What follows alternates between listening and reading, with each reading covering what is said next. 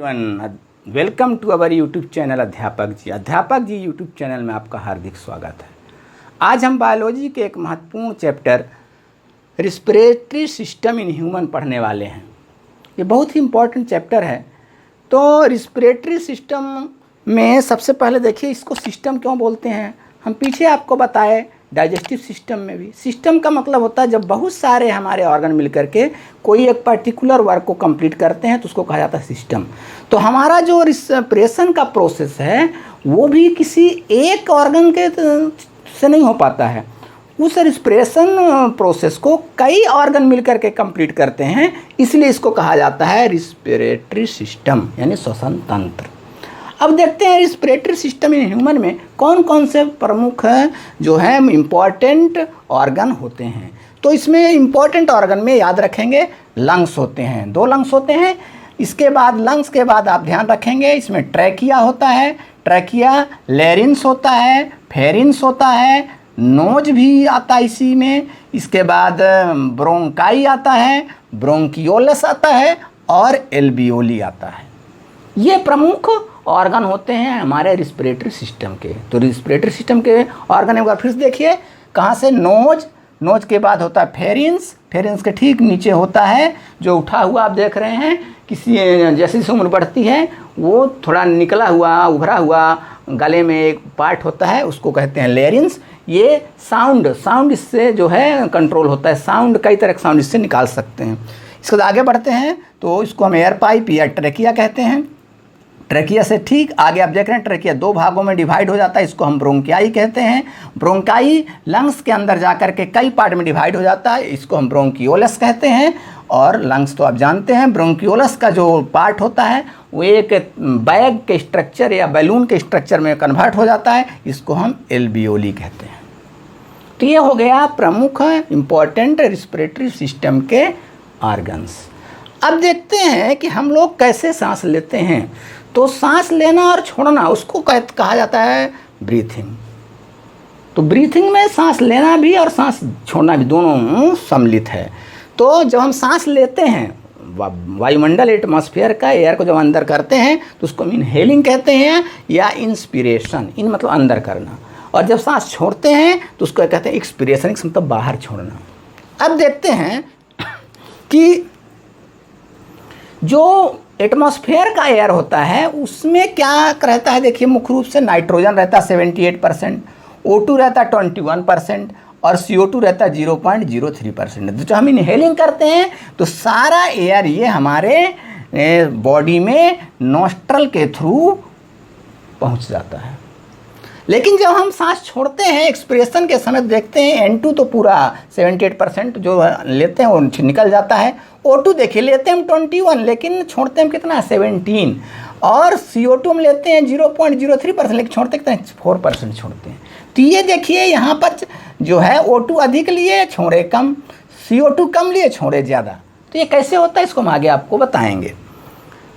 तो सबसे पहले देखिए अब हम लोग क्या कहते हैं रिस्पिरेटरी सिस्टम में रिस्पिरेशन हम लोग कैसे सांस कैसे लेते छोड़ते हैं। तो इसके लिए आप को ध्यान रखना सबसे पहले एयर जो है हमारे नाक में इंटर करता है, नोज में इंटर करता है। नोज में जो छेद होती है इसको बोलते हैं नोस्ट्रिल। तो नोस्ट्रिल के थ्रू एयर जो है हवा जो है वो हमारे शरीर में प्रवेश करती है। आगे जब एयर आगे बढ़ती है तो एक होता है नसल पैसेज, ये नसल पैसेज नासा गुहा हिंदी में बोलते हैं नसल पैसेज। यहाँ पर आप देखते हैं एक चिपचिपा पदार्थ होता है म्यूकस और छोटे छोटे बाल होते हैं टीनी जो है हेयर होते हैं। ये म्यूकस और हेयर जो नसल पैसेज के अंदर होते हैं नासा गुहा के अंदर, वो एयर को फिल्टर करने का काम करते हैं। एयर में डस्ट वगैरह जो होता है वो हमारे लंग्स में प्रवेश ना कर जाए उसको पहले ही छान दिया जाता है। कहाँ, हमारे नोज के अंदर जो नसल पैसेज होता है नासा गुहा, वहाँ पर किसके थ्रू फिल्टर किया जाता है एयर को उस डस्ट से। तो डस्ट को फिल्टर किया जाता है एयर से, म्यूकस यानी चिपचिपा जो पदार्थ होता है और जो छोटे छोटे बाल नाक के अंदर होते हैं उससे। इसके बाद एयर देखिए आगे बढ़ता है। एयर जब आगे बढ़ता है तो आगे कहाँ जाता है, अगला पार्ट होता है फेरिंग्स। फिर उससे थोड़ा सा आगे एयर बढ़ता है तो कहाँ पहुँचता है लैरिंग्स। यहाँ पर ध्यान रखेंगे फेरिंग्स और लैरिंग्स में नोज और माउथ दोनों का पार्ट मिक्स रहता है, मिला हुआ रहता है। इसके बाद एयर आगे बढ़ जाता है, आगे बढ़ता है एयर पाइप, जिसको हम कहते हैं ट्रैकिया।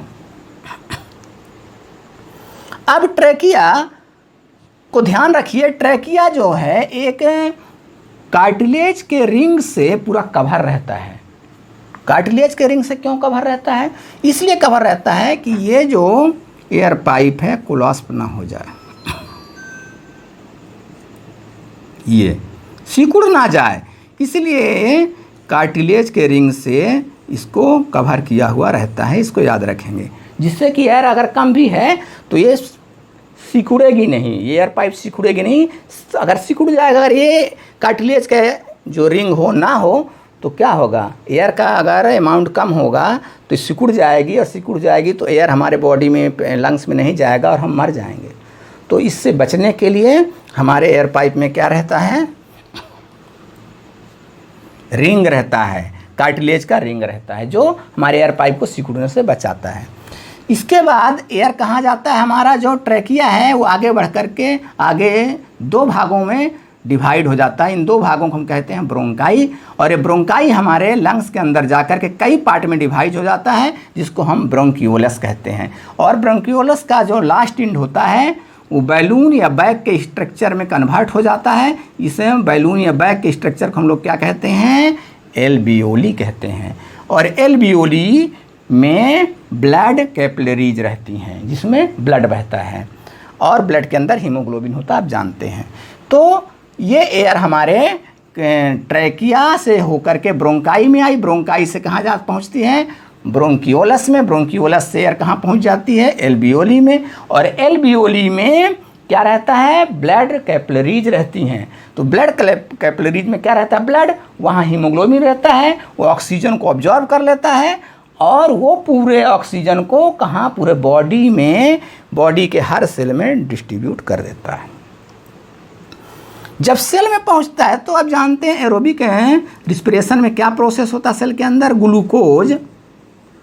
ग्लूकोज प्लस O2 जब मिलता है तो बनता है CO2 प्लस H2O। ये CO2 हमारे सेल में स्टोर होता है। इसको ब्लड, ऑक्सीजन वहाँ दे दिया, सेल को ऑक्सीजन दे दिया ब्लड, और बदले में क्या ले लेता है, CO2 ले लेता है, और वो CO2 फिर ले आकर के कहाँ छोड़ देता है, एल्वियोली के अंदर।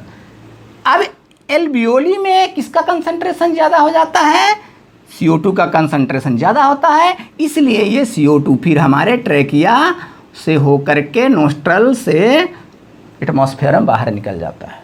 क्योंकि आप डिफ्यूजन पढ़े हैं, डिफ्यूजन में क्या होता है, कोई भी लिक्विड एयर हायर कंसंट्रेशन से लोअर कंसंट्रेशन की ओर फ्लो करता है। तो जैसे बताया कि जब सेल का कार्बन डाइऑक्साइड CO2 को ब्लड एल्वियोली में ले आकर के स्टोर करता है, उस समय एल्वियोली में CO2 का कंसंट्रेशन ज़्यादा हो जाता है, इसलिए वो कहाँ पहुँच जाता है, हमारे बॉडी से बाहर निकाल दिया जाता है। जब हम सांस लेते हैं इनहेलिंग के समय, एटमॉस्फेयर का जो एयर होता है वो हमारे नोस्ट्रिल, फेरिंस, लेरिंस, ब्रोंकाई होते हुए इधर आकर के ब्रोंकियोलस से एल्वियोली में पहुंच जाता है, और जब एल्वियोली में पहुंचता है तो वहाँ ऑक्सीजन का कंसंट्रेशन ज़्यादा होता है, और ब्लड का जो हीमोग्लोबिन है वो ऑक्सीजन को अब्जॉर्ब कर लेता है और ले जाकर के पूरे बॉडी के सेल में डिस्ट्रीब्यूट कर देता है। जब हम सांस लेते हैं इनहेलिंग के समय, हमारा जो फेफड़ा है वो फूल जाता है। जब फेफड़ा फूलता है तो आप देखते हैं कि थोड़ा साइज बड़ा जैसा हो जाता है, लेकिन जब सांस छोड़ते हैं तो फेफड़ा थोड़ा सिकुड़ता है। तो सिकुड़ता है तो फिर उसको ऊपर धकेलने का काम कौन करता है, फेफड़े के नीचे आप देख रहे हैं कि स्ट्रक्चर होता है, ये टिश्यू का बना हुआ होता है, इसको हम कहते हैं डायफ्रेगम। ये डायफ्रेगम बहुत ही इम्पॉर्टेंट पार्ट है। ये क्या करता है, जब हम सांस को छोड़ते हैं उस समय ये हमारे लंग्स को ऊपर की ओर धकेलता है। कभी कभी आप देखते हो कोई एक्सीडेंट में कोई आदमी का सब ब्रेन, उसका कपाट जो है, ब्रेन जो है, उसका चेहरा मोहरा, उसका सब ठीक है, लेकिन आदमी एक्सीडेंट में मर जाता है।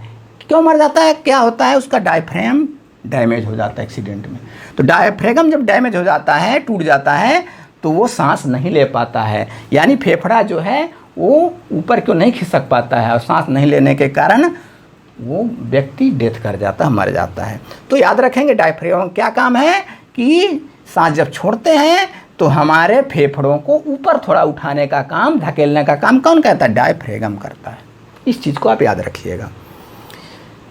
इसके बाद एक चीज़ और आपको याद रखना है कि हमारा जो ये बताया फेरिंग्स और लेरिंग्स, यहाँ पर नोज का जो पार्ट है और माउथ का पार्ट दोनों आकर के मिलता है, यानी एक चौराहे की तरह होता है। आप देखिए यहाँ पर आपको हम समझा रहे हैं अलग से फिगर बना करके।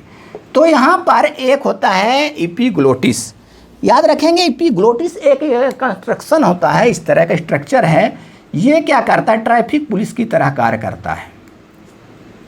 ये जब हम सांस लेते हैं तो क्या करता है कि ये फूड पाइप के तरफ का रास्ता को बंद कर देता है, जिससे कि एयर सिर्फ कहाँ जाती है? एयर पाइप एंड ट्रेकिया तरफ इंटर करते हुए हमारे ब्रोंकाई होते हुए लंग्स में चली जाती है। जब हम भोजन करते हैं तो इसका अपोजिट होता है, ये घूम करके ये इस इधर का पाथ जो है उसको जाम कर देता है, इधर का पाथ एयर पाइप तरफ का रास्ता को जाम करता घूम करके, तब भोजन और पानी हमारे इधर फूड पाइप की ओर मूव कर जाता है। इस तरह एयर और फूड और वाटर को सेपरेट करने का काम कौन करता है हमारे बॉडी में? एपिग्लोटिस, याद रखेंगे। इस एपिग्लोटिस को कंट्रोल कौन करता है कि अरे एयर आ रहा है तुम इधर घूम जाओ, हम पानी और भोजन आ रहा है तुम इधर घूम जाओ, इधर का रास्ता खोल दो, इधर का रास्ता बंद कर दो? कौन कंट्रोल करता है इसको? कंट्रोल हम लोग थोड़ी करते हैं, हमारे मन से काम नहीं करता है। इसको कंट्रोल करता है कौन? हमारे ब्रेन के द्वारा इसका कंट्रोल होता है। कभी कभी आप देखते हैं कि जब खाते हुए आप कभी कभी सोचते रहते हैं, किसी के बारे में सोचते रहते हैं, तो आप सड़क जाते हैं, और सड़क जाते हैं तो कभी कभी क्या है, छींक आ जाती है, तो आपके नाक से जो खाते हैं चावल वगैरह दाल वगैरह वो नाक से निकलता है। ऐसा क्या होता है? इसका कारण देखिए, जब आप खाते हुए कुछ सोचते रहते हैं, किसी से बात करते रहते हैं, तो हमारा ब्रेन समझ नहीं पाता है कि इसको ये खा रहा है कि ये मतलब नॉर्मल स्थिति में है। तो ऐसी स्थिति में क्या करता है कि जो भोजन है वो एयर पाइप की तरफ जाने लगता है, यानी ट्रैकिया की तरफ जाने लगता है। ऐसी स्थिति में जब ट्रैकिया की तरफ जाने लगता है तो इसी को रोकने के लिए हमारा ब्रेन जो है, जो आदेश देता, ऑर्डर देता है कि नहीं तुम क्या बोलते हैं, भोजन को बाहर जल्दी फेंको, एयर पाइप से बाहर फेंको, एयर पाइप में मत घुसने दो, तब वो छींक के माध्यम से बाहर निकल जाता है। तो आई होप आपको ये समझ में आ गया होगा। तो मित्रों, डियर फ्रेंड्स, डियर स्टूडेंट्स, अगर ये आपको सेशन पसंद आया हो तो मेरे चैनल को आप प्लीज़ सब्सक्राइब करें, लाइक करें और अपने मित्रों के बीच भी शेयर करें। तो अब तक के लिए जय हिंद।